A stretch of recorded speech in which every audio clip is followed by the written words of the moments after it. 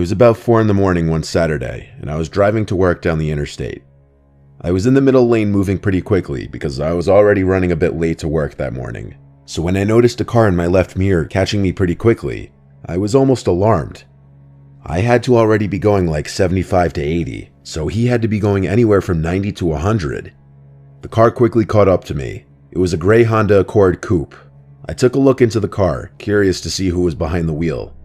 Even though it was still dark out, I could see the driver looking back at me as he passed. Then I noticed someone in the back seat too. It was a young woman who appeared to be banging on the back window. Initially I didn't understand. I assumed it was a girl messing with me or whatever. It's usually not a person's first instinct to assume something sinister is going on, but when I saw the driver apparently push her down under the window and the car swerve at the same time, then I knew something was wrong. That woman was trying to get someone's attention and call for help. I started to speed up a little bit and got behind them so I could keep up. I could see the driver continuously reach into the back of the car with a swinging motion. He looked to be hitting her. I could see her arms flailing in the back of the car. I was in complete shock. I was actually witnessing a kidnapping right in front of me. As I was behind them, matching their speed of about 95 miles per hour, I took out my phone and called 911. As I was on the phone, the car in front of me's brake lights lit up and he started to slow down to a gradual stop. He definitely noticed that I saw what was going on and thought that I was following him. As much as I wanted to save that woman's life, I didn't know if the driver was armed with a gun or not, so I pulled around him and floored it. I wanted to keep behind them though, so I pulled off the next exit, but didn't go entirely up the exit ramp.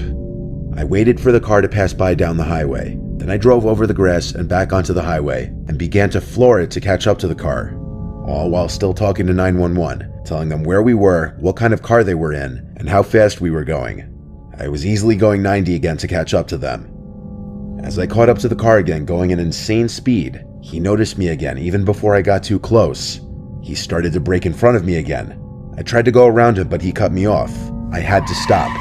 He got out from his car and started running towards my car with something in his hand. And in a panic, I threw the car in reverse until he stopped chasing me. Then I put it back in drive before he could get back in his car, and I drove quickly past him. The 911 operator told me there was a state trooper not far ahead from our location, and to just keep driving until I passed him. The man in the car behind me continued to follow me, both of us still going at an insane 90 miles per hour plus. I felt the weight of 1,000,000 pounds released off my shoulders when the flashing blue and red lights appeared in my rearview mirror behind the car chasing me. With me in front of him and the cop behind him, he didn't have much maneuverability, and he quickly pulled over onto the grass. I pulled over in front of him, but with at least 2 cars worth of space between us, because I still didn't know how this was about to go down. Luckily, the cop with his gun drawn got the guy out of the car with his hands up. By then, I got out and watched the whole thing. He was on the ground in cuffs now, laying on his stomach.